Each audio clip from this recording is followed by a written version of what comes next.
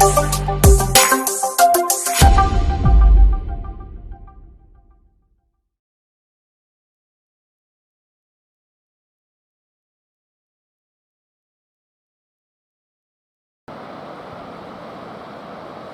good morning from the East Yorkshire coast. And I'll shut up for a minute and just let you listen to those waves coming in.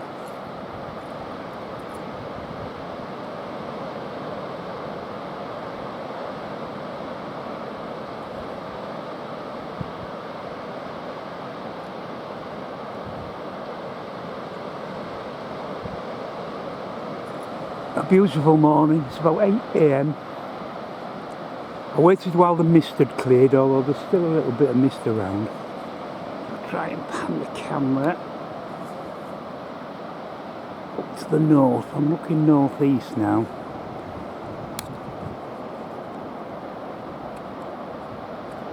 And hopefully there, in the distance, you can see Flamborough Head, which goes out to the sea. You can't see it very well because there's still mist, but hopefully you can see roughly where it is. Now Flamborough Head is quite famous for, more so for the Americans than for us in Britain really, because at Flamborough Head, just around the corner in Filey Bay, as opposed to Bridlington Bay, which is what we're looking at, there was a battle between an American squadron led by Commodore John Paul Jones. There was only one American ship in the squadron. The rest of it was made up of 2 or 3 French frigates who were allies to the Americans at the time. But if we'd have been stood here on the 23rd of September 1779, we would have seen, this will do if I can see through this viewfinder, we would have seen John Paul's squadron sailing north that way towards Flamborough Head. He was trying to intercept the British convoy. It was escorted by a 44-gun HMS Serapis and a 20-gun sloop. When they spotted Jones's squadron, they immediately put themselves between the enemy and the merchant ships, some 40 ships in number, who were bound for various ports along the east coast. And all the merchant ships got away, and HMS Serapis went into battle with the Bonhomme Richard, the flagship of John Paul Jones' squadron.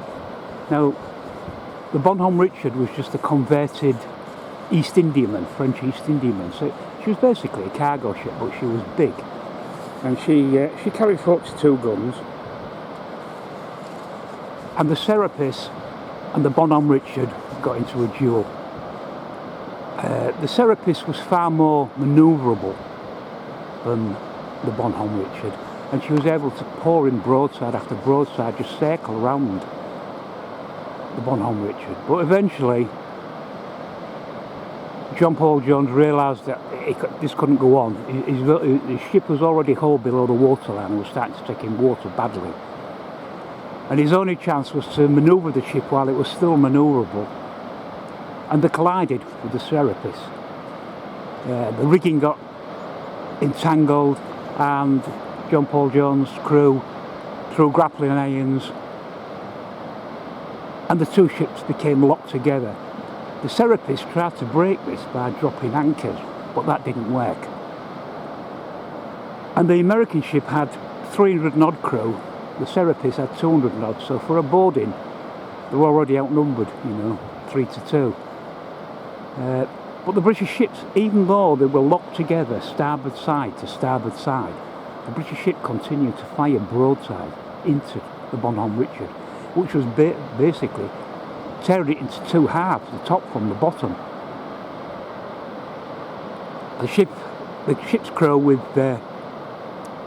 John Paul Jones in the lead, boarded the Serapis, and eventually the Captain Pearson of the Serapis had to strike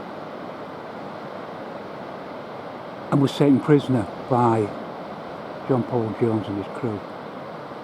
Now the two ships were still locked together, but the Serapis was in far better condition, although she was badly damaged.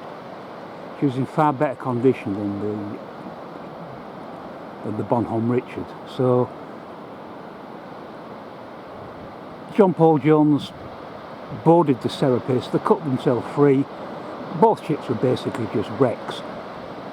And eventually he, in that ship, and the other French frigates, the two French frigates had also fought the British sloop and captured it as well.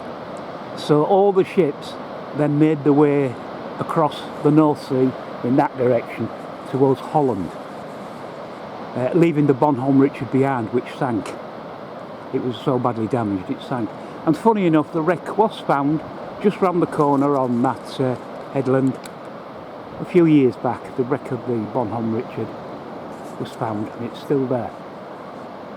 But it was a huge naval victory for the fledgling American fleet. They actually sailed into Britain's own backyard. The Queen of the Seas, the ruler of the waves, and they'd had the audacity to sail right around Britain attacking merchant ships, which was, you just didn't do that sort of thing. But he did, and he got away with it, and he took his ships across to Holland, as I said. There was a bit of a diplomatic furor because Holland was neutral, and John Paul Jones arrived with a couple of French ships, and he's captured British fifth rate. So there was a few problems there, but it all got sorted out eventually. Sadly enough, John Paul Jones, he became a forgotten hero at that time for the Americans, and he actually died in Paris in France in 1792, and he was buried with no ceremony in a very obscure churchyard, graveyard on the outskirts of Paris.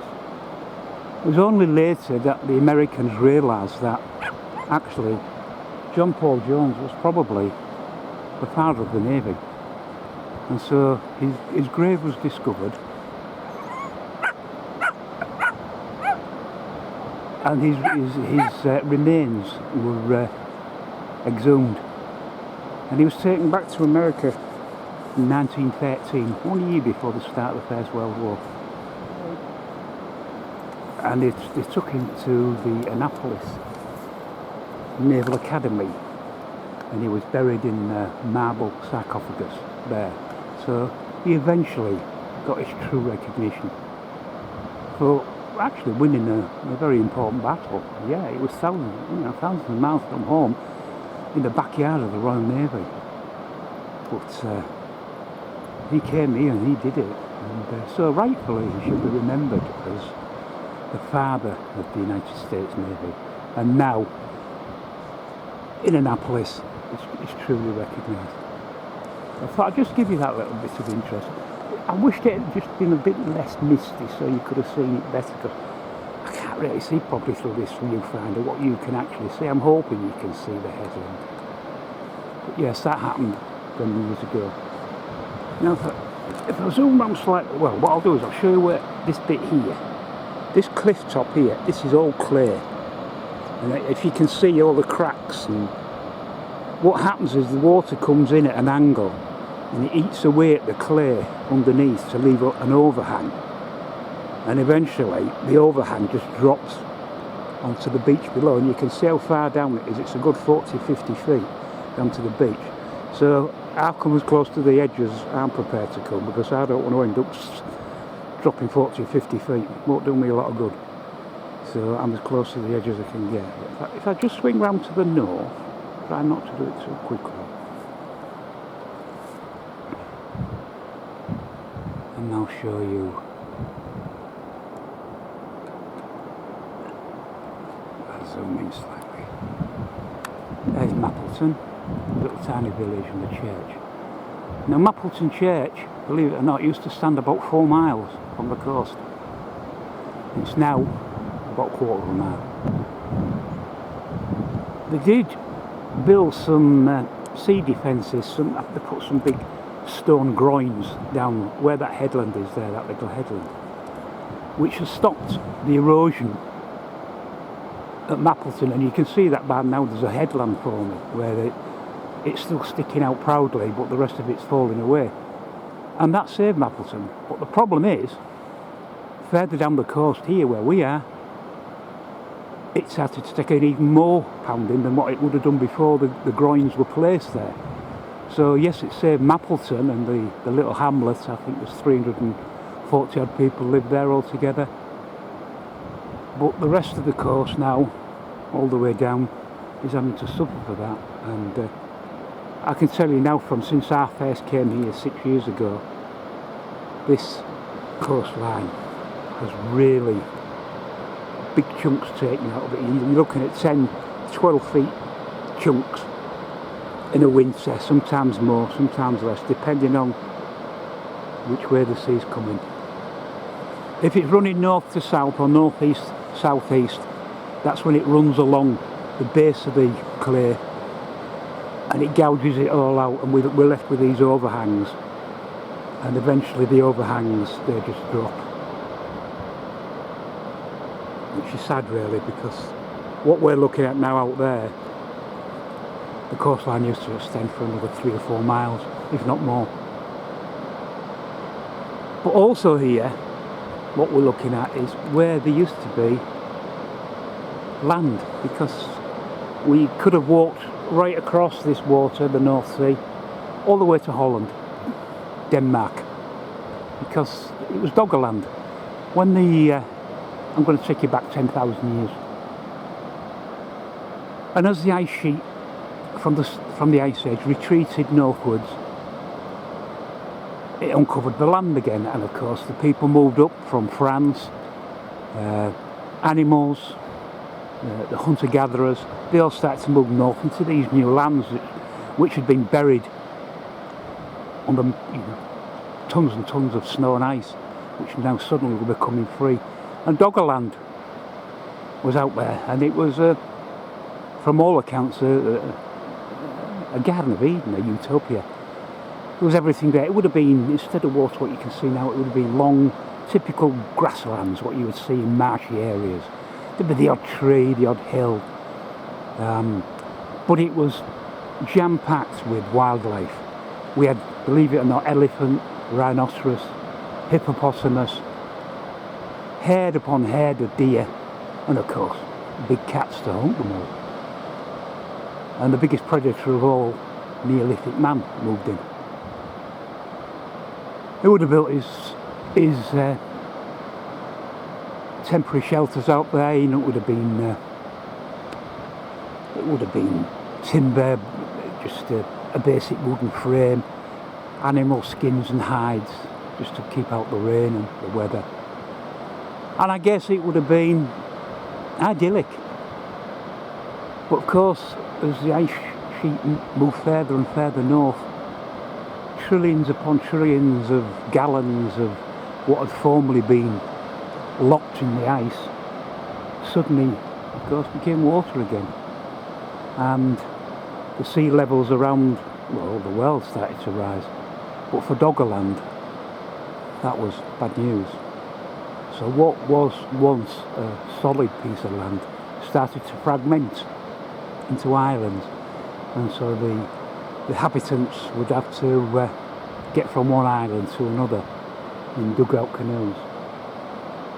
And according to geologists, about 6,500 years, 6,500 BC, so we're talking 8,500 years ago, there was an event, a tsunami,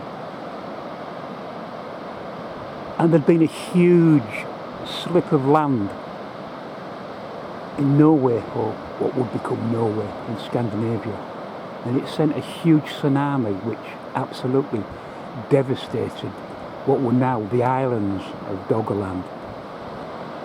The people who lived on there and the animals, well, it was devastated. It became unlivable, and in fact, apart from a few high pieces of ground, Doggerland disappeared, and with it the land bridge from what is now Britain to Holland, Denmark, disappeared as well, to be replaced by what we can see now. the North Sea. Had we been here 8,500 years ago, we may well have witnessed that while we're looking. So there's just a bit of history, and I thought I'd let you see what there is. Just swing the camera on, and the sun's up there, so I don't want to blind you. Just swing around slowly.